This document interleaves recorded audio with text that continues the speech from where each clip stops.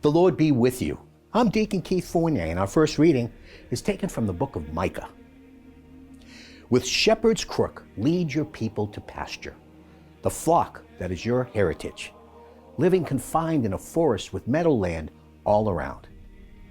Let them graze in Bashan and Gilead, as in the days of old, as in the days when you came out of Egypt.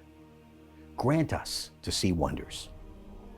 What God can compare with you for pardoning guilt and for overlooking crime? He does not harbor anger forever, since he delights in showing faithful love. Once more have pity on us. Tread down our faults.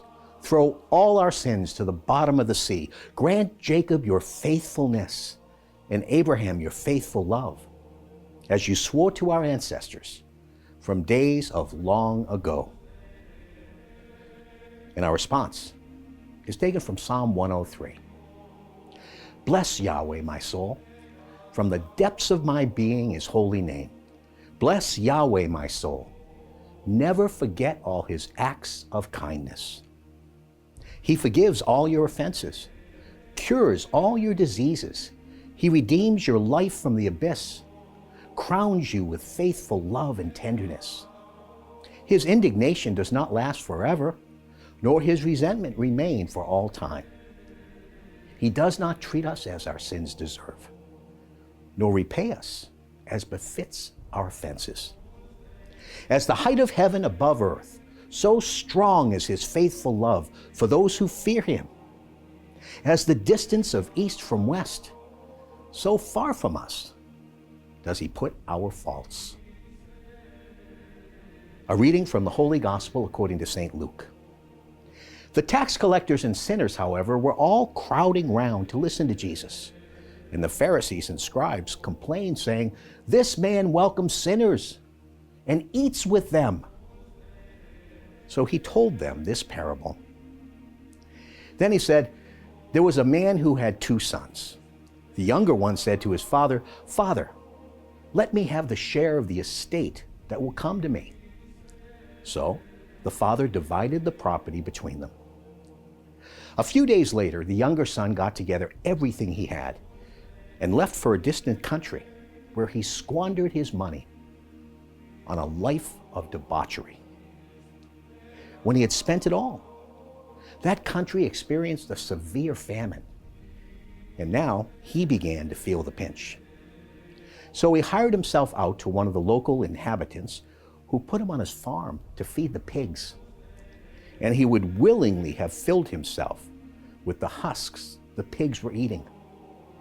But no one would let him have them. Then he came to his senses and said, "How many of my father's hired men have all the food they want and more? And here am I, dying of hunger. I will leave this place and go to my father and say, 'Father, I have sinned against heaven and against you. I no longer deserve to be called your son. Treat me as one of your hired men.' So he left the place and went back to his father. While he was still a long way off, his father saw him and was moved with pity. He ran to the boy, clasped him in his arms, and kissed him. Then his son said, 'Father, I have sinned against heaven and against you. I no longer deserve to be called your son.'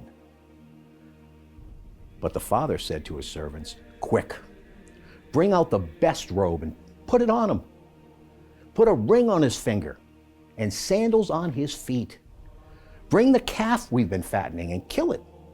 We will celebrate by having a feast, because this son of mine was dead and has come back to life. He was lost and is found.' And they began to celebrate. Now the elder son was out in the fields, and on his way back, as he drew near the house, he could hear music and dancing. Calling one of the servants, he asked what it was all about.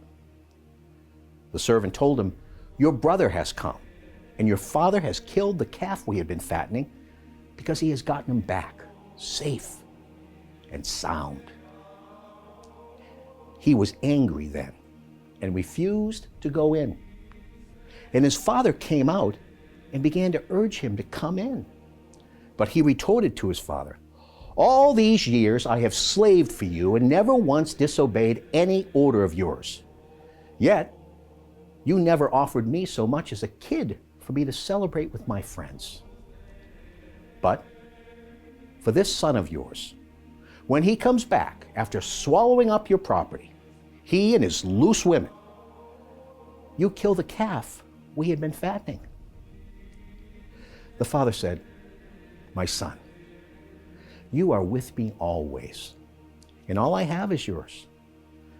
But it was only right we should celebrate and rejoice, because your brother here was dead and has come to life.